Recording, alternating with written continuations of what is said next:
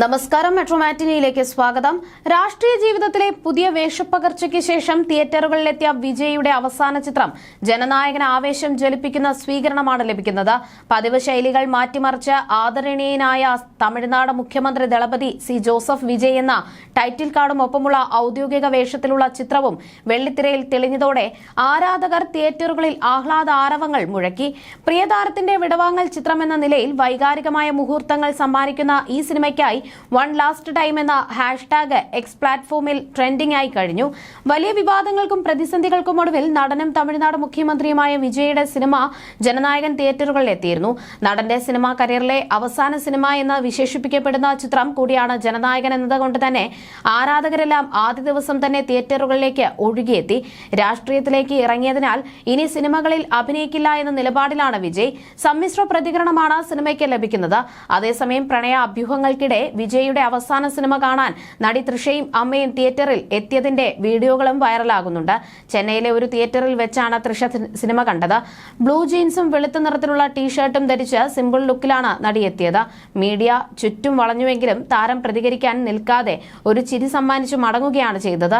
അടുത്തിടെയായി വിജയുമായി ബന്ധപ്പെട്ട എല്ലാ പരിപാടികളും വിജയ് പോകുന്ന ചടങ്ങുകളിലുമെല്ലാം നടിയുടെ സാന്നിധ്യം ഉണ്ടാകാറുണ്ട്. നടൻ മുഖ്യമന്ത്രിയായി സത്യപ്രതിജ്ഞ ചെയ്തപ്പോഴും അജിത്തിന്റെ അമ്മയുടെ മരണാനന്തര ചടങ്ങിൽ പങ്കെടുക്കാൻ എത്തിയപ്പോഴുമെല്ലാം നല്ല പാതയുടെ റോൾ അലങ്കരിച്ച് തൃഷയും ഒപ്പമുണ്ടായിരുന്നു. എന്നാൽ നടന്റെ ആരാധകരിൽ പലർക്കും ഇപ്പോഴും തൃഷ വിജയ് ബന്ധത്തോട് എതിർപ്പ് തന്നെയാണ്.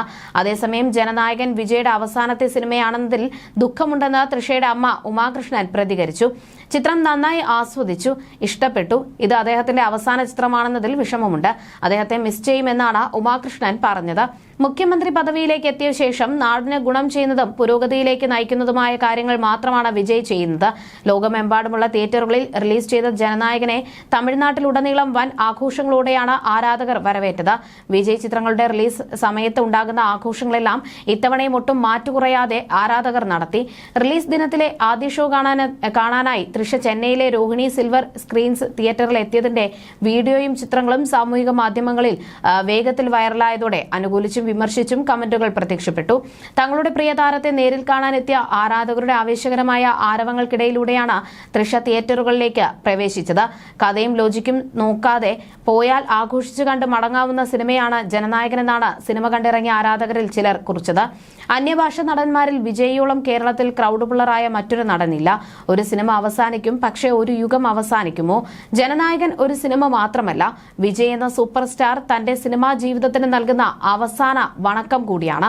ലീക്ക് വിവാദങ്ങൾ, നെഗറ്റീവ് ക്യാമ്പയിനുകൾ ഇത്രയൊക്കെ നടന്നിട്ടും ലോകമെമ്പാടുമുള്ള റെക്കോർഡ് ബുക്കിംഗുകളും ഹൗസ്ഫുൾ ഷോകളും ഒരേ ഒരു കാര്യം വീണ്ടും തെളിയിച്ചു. സ്റ്റാൻഡം ഉണ്ടാക്കാൻ കഴിയും, പക്ഷേ വിജയ് എന്ന ബ്രാൻഡ് ഉണ്ടാക്കാൻ പതിറ്റാണ്ടുകൾ വേണം. ആരാധകർക്ക് അദ്ദേഹം വെറും ഒരു നടനല്ല, ഒരു വികാരം തന്നെയാണ്, ഒരു ആഘോഷമാണ്, ഒരു തിയേറ്റർ അനുഭവമാണ്.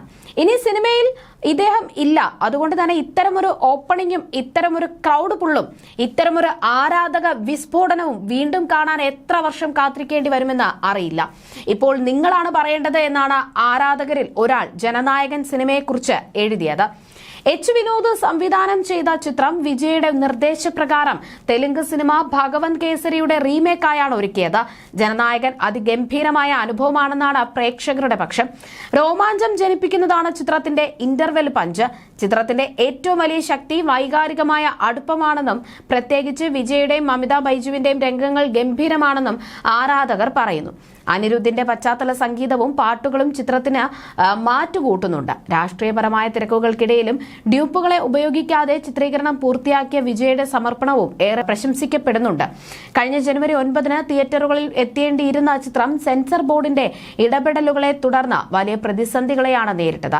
ചില ഭാഗങ്ങൾ ഒഴിവാക്കണമെന്ന നിർദ്ദേശങ്ങൾ പാലിച്ചിട്ടും സർട്ടിഫിക്കറ്റ് വൈകിയതും ചിത്രത്തിൽ രാഷ്ട്രീയ പ്രമോഷനുകൾ ഉണ്ടെന്ന ആരോപണവും വലിയ വിവാദങ്ങൾക്ക് വഴിവെച്ചിരുന്നു.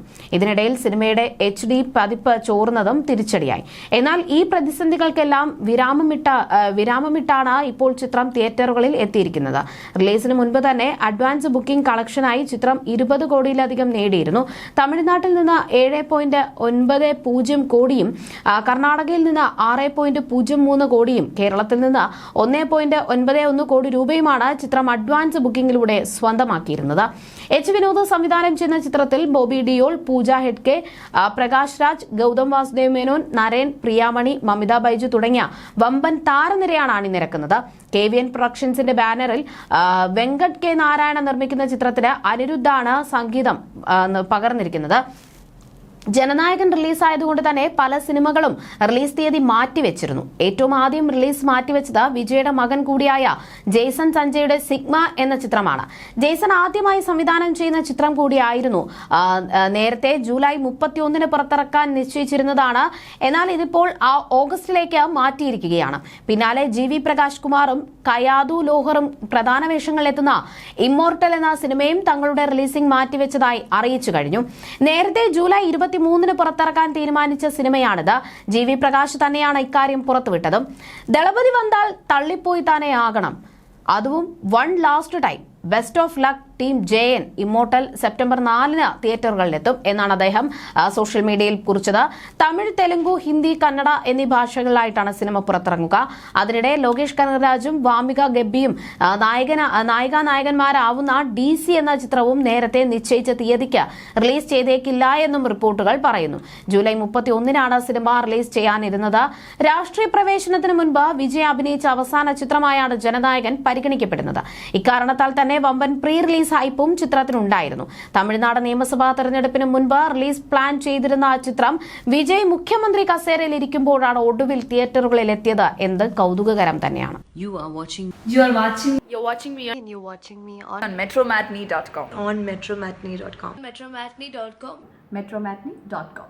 Subscribe for more videos. Subscribe for more videos. Subscribe here for more videos. Subscribe now. Thank you.